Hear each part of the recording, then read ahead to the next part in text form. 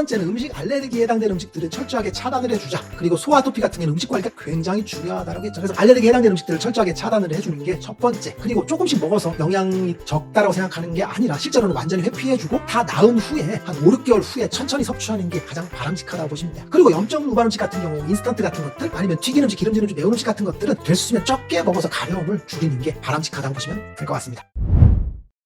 안녕하세요.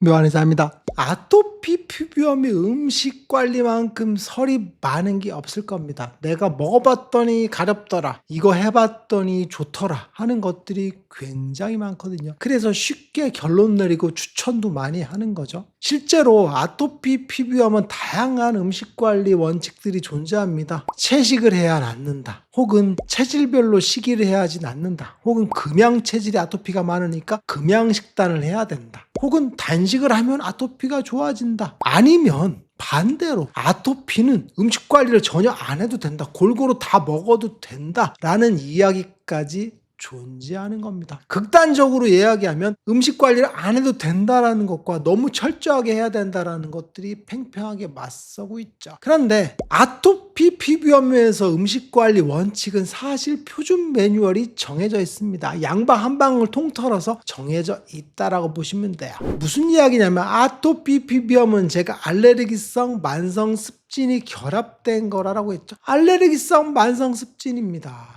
즉 음식 관리도 알레르기 음식 관리가 존재를 하고 만성 습진의 음식 관리가 존재를 하고 그 두 가지를 결합시켜야 된다는 거죠. 그래서 만성 피부질환, 즉 난치성 피부질환은 만성 습진에 대한 음식 관리를 하는 게 필요하고, 아토피는 알레르기에 대한 음식 관리를 추가적으로 더 해야 된다는 겁니다. 그래서 1단계는 알레르기 음식 관리, 그리고 2단계는 만성 습진, 즉 염증 유발 음식의 음식 관리를 해야 되는 2단계 식이 조절을 해야 되는 겁니다. 그래서 아토피는 음식 관리가 꽤나 힘들다라고 보시면 될 것 같아요. 그러면 1단계 아토피 피부염의 알레르기 음식 관리에 대해서 한번 알아볼 겁니다. 아토피와 알레르기는 같은 말일까요? 다른 말일까요? 같은 말입니다. 일반적으로 알레르기 피부예요라고 하는 거랑 아토피예요라고 하는 거랑 같은 얘기입니다. 저는 알레르기가 있어요, 아토피가 있다는 말이랑 같은 겁니다. 저는 아토피가 없는데 왜 알레르기만 있어요? 라고 하는 분들이 계시죠. 그런데 이게 어린 시절에 알레르기에 대해서 감작이 된 상태가 바로 알레르기입니다. 아토피와 알레르기는 같은 말인데 첫 번째는 음식 알레르기에 감작이 돼서 알레르기가 생기는 거거든요. 그래서 아토피가 만들어진 과정을 보면 영아 습진, 아주 꼬맹이 때 습진이 생기는 거죠. 그걸 태열이라든지 신생아 습진 같은 것들, 혹은 곤충에 대한 물림, 혹은 화장품 알레르기 같은 것들이 존재하죠. 이럴 때 피부에 열린 상처가 존재합니다. 이때 음식 알레르기, 푸드 알레르기가 들어오는 겁니다. 그걸 감작이라고 하거든요. 그런데 습진이 안 났고 음식 알레르기가 들어왔어. 그러면 이게 아토피화 되는 겁니다. 그래서 아토피는 만들어진다라고 했죠. 그런데 성장을 하면서 5살, 10살 이런 식으로 성장하면서 아토피의 알레르기가 성격이 바뀝니다. 첫 번째는 음식 알레르기였는데 점점 크면서 흡입 알레르기로 바뀌는 겁니다. 흡입 알레르기로 바뀌면서 진먼지 진드기, 곰팡이, 애완견 이런 것들, 꽃가루 같은 것들이 알레르기로 변형되는 거죠. 이게 바로 고착화되는 성인 아토피 단계로 진행되는 겁니다. 그래서 소아토피는 음식 알레르기가 굉장히 많은데 성인 아토피는 흡입 알레르기만 존재하는 경우들이 많아요. 음식 검사를 했더니 저는 곰팡이 혹은 진먼지 진드기만 나왔다는 경우들이 많거든요. 즉 소아토피에서 핵심은 음식 관리인 것입니다. 소아토피는 음식 알레르기가 상대적으로 성인보다 더 높다라는 거죠. 그래서 영아 아토피 같은 경우에 이유식을 시작하기 전, 혹은 이유식을 하는 아이들 같은 경우에 아토피가 있어. 그러면 8대 알레르기 음식을 거의 다 피해주는 게 좋습니다. 그리고 이유식을 할 때도 8대 알레르기 음식을 하나씩 섭취하면서 점차 알레르기에 적응하면서 알레르기 반응이 안 생기도록 하는 게 중요하다라고 보시면 될 것 같아요. 그런데 음식 알레르기는 대부분 성장을 하면서 사라질까요? 지속될까요? 대부분 음식 알레르기는 사라집니다. 그걸 극복된다라고 하거든요. 극복되는 음식 알레르기가 대부분이다라고 보시면 될 것 같아요. 그런데 음식 알레르기 중에서 극복이 되지 않는 알레르기가 있어요. 이게 바로 땅콩, 나무 열매, 그리고 흰살 생선, 갑각류거든요. 그리고 아주 간혹 우유가 극복되지 않는 경우들이 존재한다고 보시면 돼요. 그래서 8대 알레르기에 해당되는 음식을 따져보면 계란 흰자, 우유, 밀, 콩, 대두 이 4가지는 극복되는 알레르기입니다. 대부분 사라지게 되죠. 선택적으로 우유 같은 경우가 사라지지 않는 경우가 아주 간혹 있고 대부분 나이가 들면서 사라지는 극복되는 알레르기라고 보시면 될 것 같고 흰살 생선, 땅콩, 갑각류, 견과류 같은 것들은 극복되지 않는 경우들이 많습니다. 알레르기 수치는 낮아지지만 완전히 사라지지는 않는 경우들이 존재하는 거죠. 이게 바로 극복되지 않는 알레르기라고 보시면 돼요.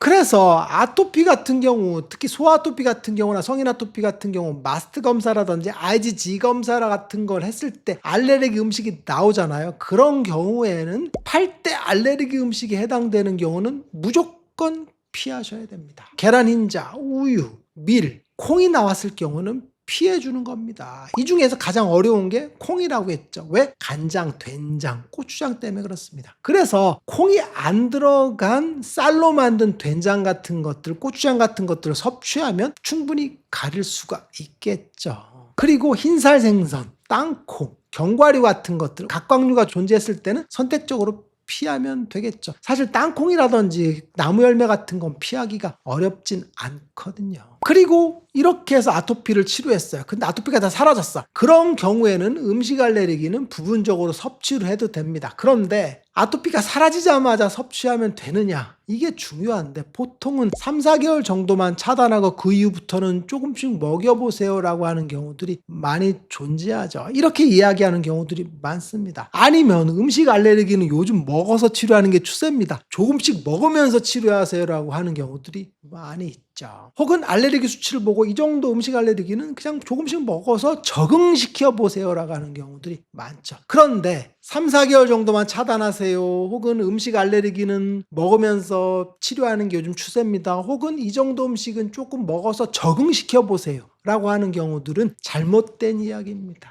음식 알레르기가 있을 때 그 음식은 무조건 회피하는 게 첫 번째입니다. 회피하고 나서 아토피가 다 나은 다음에 선택적으로 섭취할 수가 있는 거죠.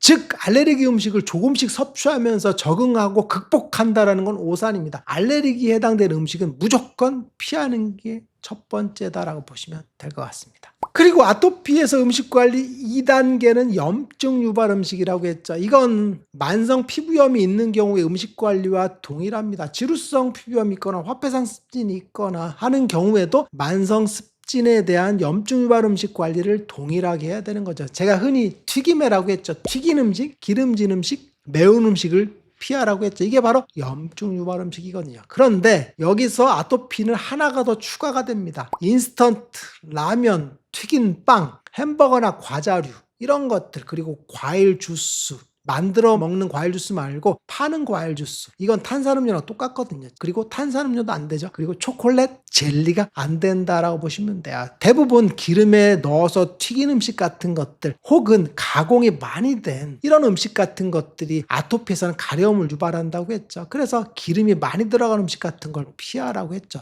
대부분 이런 음식들은 먹으면 바로 가려워진다라고 했죠. 이 음식들을 피하는 게 아토피에서는 2단계 염증 유발 음식 관리다라고 보시면 될 것 같아요. 그리고 아토피 같은 경우는 대체로 고기 같은 걸 섭취해도 되긴 합니다. 권장되는 고기는 소고기 아니면 양고기 같은 것들은 선택적으로 드셔도 상관없어요. 대부분 알레르기 음식은 고기는 해당 사항이 별로 없습니다. 생선이라든지 갑각류 이런 것들이지 돼지고기 알레르기가 있는 경우는 사실 드물고 소고기도 거의 없습니다. 그런데 돼지고기, 닭고기 이런 것들은 사실 아라키돈산 때문에 가려움이 조금 더 생길 수가 있다라고 했죠. 그리고 기름기가 많은 음식이겠죠. 그래서 소고기나 양고기 위주로 드시는 거는 바람직하고, 그리고 닭고기 같은 경우나 이런 것들은 삶아서 먹는 게 좋다라고 했죠. 그래서 고기 같은 경우 대체로 수육 같은 것들 삶아서 먹으면 가려움증을 유발할 확률이 점점 낮아지겠죠. 그래서 수육이라든지 보쌈 같은 형태, 삶은 고기 혹은 물에 넣어서 조리하는 그런 과정이 들어간다면 가려움을 유발할 가능성은 매우 적다라고 보시면 될 것 같아요.